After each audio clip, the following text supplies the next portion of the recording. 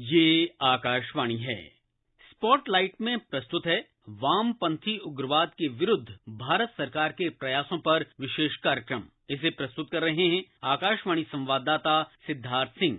देश भर में वामपंथी उग्रवाद के विरुद्ध चल रही लड़ाई में सुरक्षा बलों को निर्णायक विजय प्राप्त हुई है। प्रधानमंत्री नरेंद्र मोदी के वामपंथी उग्रवाद मुक्त भारत की परिकल्पना को साकार करने तथा केंद्रीय गृह मंत्री अमित शाह की उग्रवाद के खिलाफ जीरो टॉलरेंस की नीति के तहत गृह मंत्रालय की देश भर में वामपंथी उग्रवाद के खिलाफ निर्णायक लड़ाई अब अंतिम चरण में पहुंच गई है। गृह मंत्री अमित शाह ने केंद्रीय रिजर्व पुलिस बल और राज्य सुरक्षा बलों को इस सफलता के लिए बधाई दी है। उन्होंने कहा कि ऐतिहासिक उपलब्धि देश की आंतरिक सुरक्षा के लिए महत्वपूर्ण है। गृह मंत्री ने कहा कि प्रधानमंत्री नरेंद्र मोदी के नेतृत्व में सुरक्षा बलों को देश में वामपंथी उग्रवाद के खिलाफ जारी निर्णायक युद्ध में अभूतपूर्व सफलता मिली है। श्री शाह ने कहा कि सरकार वामपंथी उग्रवाद और आतंकवाद को कतई बर्दाश्त न करने की नीति जारी रखेगी और इस लड़ाई को और तेज किया जाएगा। केंद्रीय रिजर्व पुलिस बल सीआरपीएफ के महानिदेशक कुलदीप सिंह ने बताया कि झारखंड में 3 दशक तक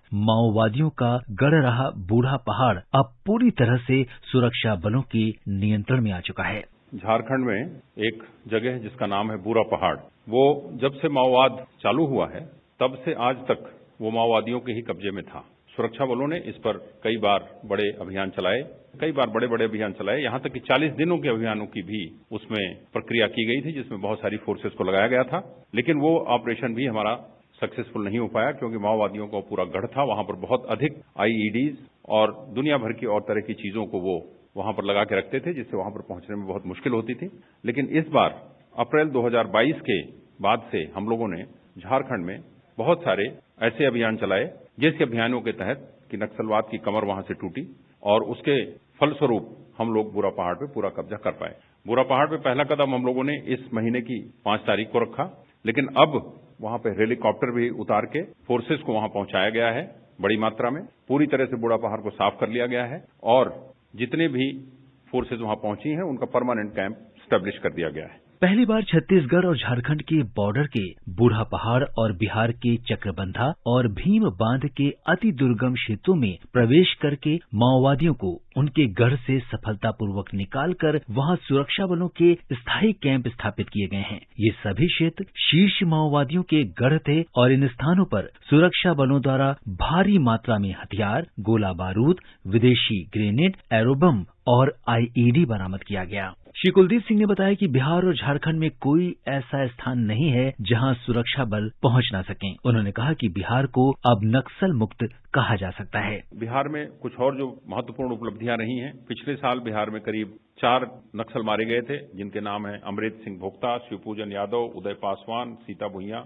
और करीब 36 दुर्दांत माओवादियों को पकड़ा गया, जिसमें कुछ बड़े स्तर के माओवादी हैं। Mithilesh Mahato, he is also भिखारी, जिसका नाम था भिखारी, ही इज ऑल्सो 1 करोड़ इनामी सीसीएम मेंबर, करुणादी 25 लाख की इनामी, पिंटू राणा 15 लाख की इनामी। इस तरह से अनिल कुमार भारती, बजरी यादव।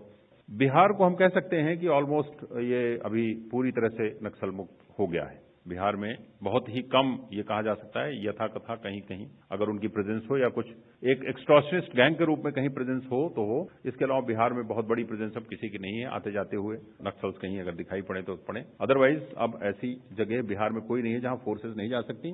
सिमिलरली झारखंड में भी कोई ऐसी जगह नहीं है जहां पर कि फोर्सेज अब नहीं जा सकती। बूढ़ा पहाड़ एक ऐसा इलाका था जहां नहीं जा सकता, उसका भी कब्जा हो गया है। वर्ष 2022 में वामपंथी उग्रवादियों के विरुद्ध लड़ाई में सुरक्षा बलों को ऑपरेशन ऑक्टोपस, ऑपरेशन डबल पुल, ऑपरेशन चक्रबंधा में अप्रत्याशित सफलता प्राप्त हुई है।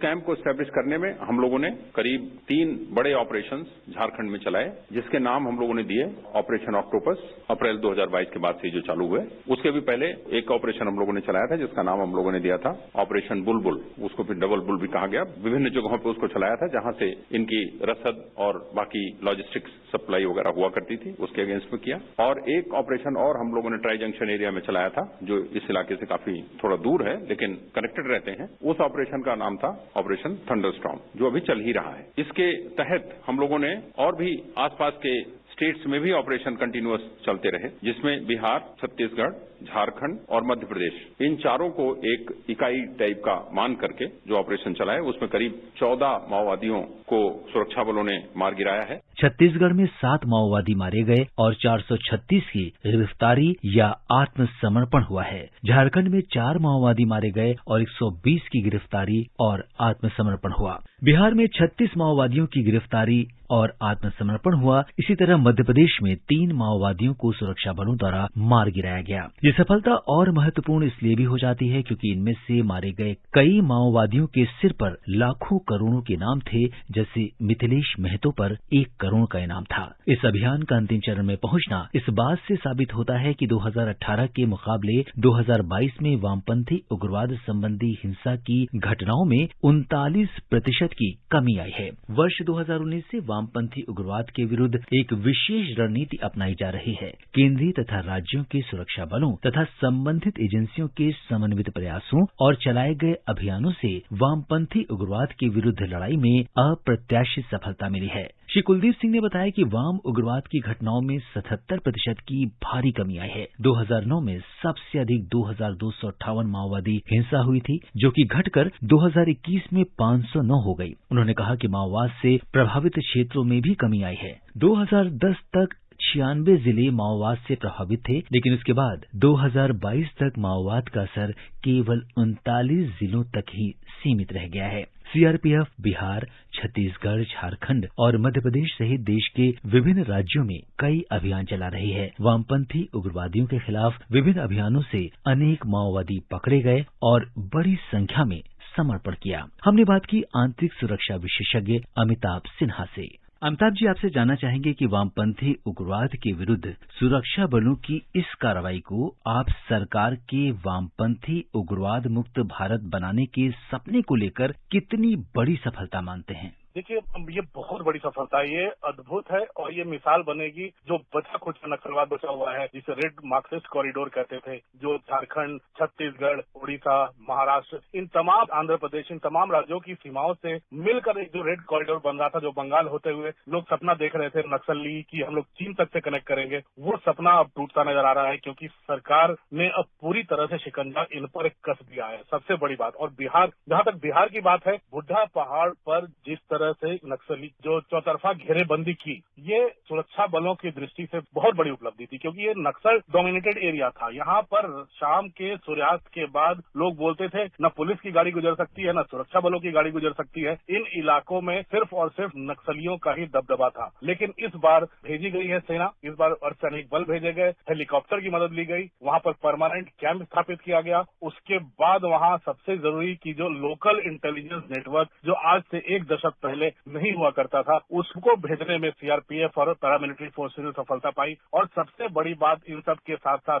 जो सड़कों का निर्माण हुआ है, जो दूर गांव तक जोड़े गए हैं, जो सरकारी योजनाओं का लाभ लोगों तक पहुंच रहा है, ये तमाम ऐसी चीजें हैं जो नक्सलियों को, स्कूल गांव में खुल रहे हैं, मिड डे मील स्कीम चल रही है ताकि जो गरीब गांव की जनता है उनको खाना मिल सके। तो ये तमाम चीजें एक मिलजुल कर जिसे कहा जाए, एक ऐसा माहौल जिसने तैयार किया जिससे आम लोगों को नक्सलियों से दूर किया है और नक्सली खुद ही मुख्य धारा से कटते चले गए हैं। और सिक्योरिटी फोर्सेज, जिस तरह से आपने कुलदीप सिंह जो डीजी है सीआरपीएफ के, उनका भी पूरा बयान सुना, तो ये साफ है कि अब नक्सली बहुत ज्यादा सर उठाकर नहीं घूम सकते। अमिताभ जी, वामपंथी उग्रवाद के विरुद्ध कार्रवाई करने में सुरक्षा बलों को किस तरह की चुनौतियों का सामना करना पड़ता है? क्या आप टेरर फंडिंग को भी वामपंथी उग्रवाद को बढ़ावा देने में एक बड़ा टूल मानते हैं? इसमें कोई अतिशयोक्ति नहीं है कहने में कि जो टेरर फंडिंग होती है उससे लोकल स्थानीय उग्रवाद को बढ़ाने में काफी मदद मिलती है। जो टेरर फंडिंग होती है लोकल, अगर आप देश को अस्थिर करना चाहते हो, अगर आप सीमा पार से आतंकी नहीं भेज पा रहे हो, तो स्थानीय स्तर तक परेशान करने की एक स्थानीय प्रशासन को, देश को परेशान करने की एक बहुत बड़ी ताकत होती है। उग्रवाद पनप रहा है, भड़क रहा है, तो वहाँ पे सड़कें नहीं बनने देंगे वो। अगर उग्रवाद पनप रहा है तो गाँव में स्कूल नहीं स्थापित होने देंगे। अगर उग्रवाद अगर गाँव में फैला है, अगर लोग डरे हुए हैं, तो वहाँ प्रशासनिक अधिकारियों को नहीं जाने देंगे। हम लोगों ने देखा है सुदूर गांव में प्रशासनिक अधिकारियों तक को बंधक बना लिया करते थे आज से 10 साल पहले।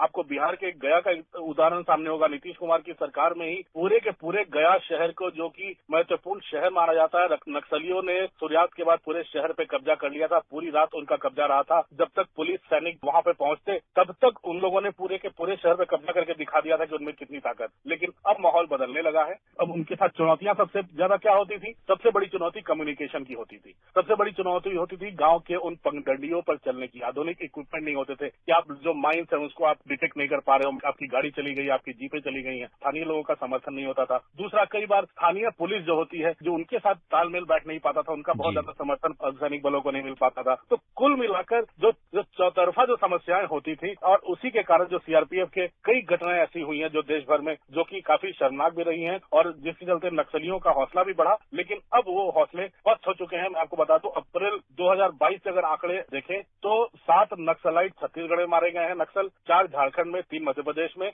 ऑपरेशन थंडरस्टॉर्म चलाया गया था। कुल मिलाकर 578 जो माओइस्ट हैं उन्होंने सरेंडर तक कर दिया, गिरफ्तार तक कर लिए गए हैं। कई लोग जो गांव में थे वो मुख्य धारा में जुड़ने को तैयार हैं। तो जहां तक टेरर फंडिंग का मामला है, मुझे लगता है अब ये एक्सटॉर्शन फंडिंग हो गई है, क्योंकि नोटबंदी के बाद उनके पास कैश भी नहीं बचा है जो बोरियों में भर के रखते थे। अब एक्सटॉर्शन करके जो बिहार के कई इलाकों में चल रहे थे और झारखंड के कई इलाकों में चल रहे थे, वो एक्सटॉर्शन भी अब धीरे धीरे उनका बंद होने लगा। अमिताभ जी, वामपंथी उग्रवाद देश की आंतरिक सुरक्षा के लिए कितनी बड़ी चुनौती है? देखिए, देश की सुरक्षा, देश की अर्थव्यवस्था, आम लोगों की मुश्किलें, ये तमाम, ऐसा नहीं है कि सिर्फ और सिर्फ सरकार और प्रशासन की ये मुश्किल है, आम लोगों की मुश्किल है। अगर सुदूर गांव में, छत्तीसगढ़ के दूर दराज के गांव में स्कूल नहीं खुल रहे हैं तो बच्चों का क्या होगा? वहां मिड डे मील स्कीम में नहीं जा रही है, बच्चे पढ़ नहीं पा रहे हैं। अगर वहां नक्सली फिर भी उनसे एक्सटॉर्शन कर रहे हैं, उनको ढाल की तरह इस्तेमाल कर रहे हैं, तो चुनौतियां सिर्फ सरकार के लिए नहीं है, आम लोगों को भी थोड़ा उनसे सहन करना पड़ेगा। आम लोगों में ये डर था कि प्रशासन सही समय पर उनको बचा नहीं पाएगा। ये विश्वास जगाना था, लोगों में भरोसा जगाना था। और मुझे लगता है कि अगर सुरक्षा बलों का इंटेलिजेंस नेटवर्क अब मजबूत होने लगा है तो ये सबसे बड़ी उपलब्धि है कि सरकारी योजनाओं का लाभ अब आम जनता तक, गरीब जनता तक, जो दूर दराज के क्षेत्र में गांव बसे हैं, उस जनता तक पहुंचने लगा है। और ये बहुत बड़ी उपलब्धि है प्रधानमंत्री मोदी की सरकार की, और बहुत बड़ी उपलब्धि है उस सरकार की जो कोशिश कर रही है कि कतार में खड़े व्यक्ति तक भी सरकारी योजनाओं का लाभ पहुंचे। अमिताभ जी, जैसा कि महानिदेशक सीआरपीएफ ने अपनी प्रेस कॉन्फ्रेंस में बताया कि बिहार अब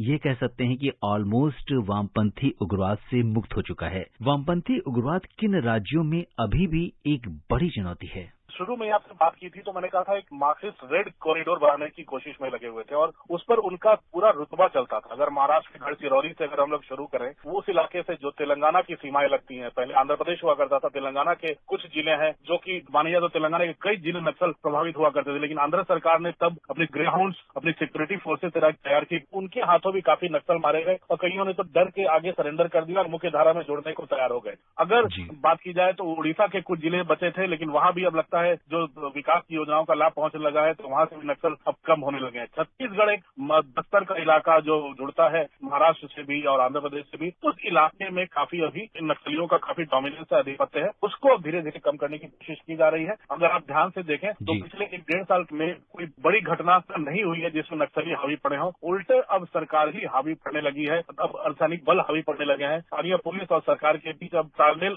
ठीक बैठने लगा है, लोकल इंटेलिजेंस लोग डेवलप कर रहे हैं, उनको आधुनिक हथियार, night vision devices, anti mining जो डिटेक्ट करने के लिए वो डिवाइसेज है, वो सारे मिलने लगे हैं। तो मुझे लगता है सरकार पैसे खर्च कर रही है। गृह मंत्री अमित शाह ने उस दिशा में लगातार बैठकें की है, देश के हर कोने में जाकर, हर नक्सल प्रभावित राज्यों में जाकर, तो उसका अब नतीजा मिलने लगा है कि अब कह सकते हैं कि बिहार नक्सल मुक्त है। क्योंकि अगर बिहार से झारखंड की सीमा में प्रवेश करते ही जो जिले थे, गया के बाद ही लगातार सभी जिले नक्सलियों से भरे माने जाते थे, आप सड़क सूर्यास्त के बाद घूम नहीं पाते थे। अब मुझे लगता है अब फ्री मूवमेंट जब शुरू हो गया है तो अब ऐसी कोई जगह नहीं बची जहां अब सैनिक बल नहीं पहुंच सकते, लोगों का मूवमेंट नहीं हो सकता। अमिताभ जी, आकाशवाणी समाचार से जुड़ने और अपनी विशेषज्ञ राय साझा करने के लिए आपका बहुत बहुत धन्यवाद और आभार।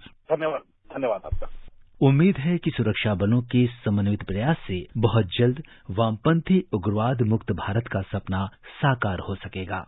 अभी आप सुन रहे थे वामपंथी उग्रवाद के विरुद्ध भारत सरकार के प्रयासों पर विशेष कार्यक्रम। इसे प्रस्तुत कर रहे थे आकाशवाणी संवाददाता सिद्धार्थ सिंह। ये कार्यक्रम आकाशवाणी के समाचार सेवा प्रभाग द्वारा प्रस्तुत किया गया। इसे आप हमारे mobile app news on AIR और YouTube channel news on AIR official पर भी सुन सकते हैं। इस कार्यक्रम के संबंध में अपनी प्रतिक्रिया आप हमें ईमेल कर सकते हैं। पता है airnsdtalks@gmail.com। ये कार्यक्रम फिर से सुनने के लिए लॉग ऑन करें हमारी वेबसाइट newsonair.nic.in।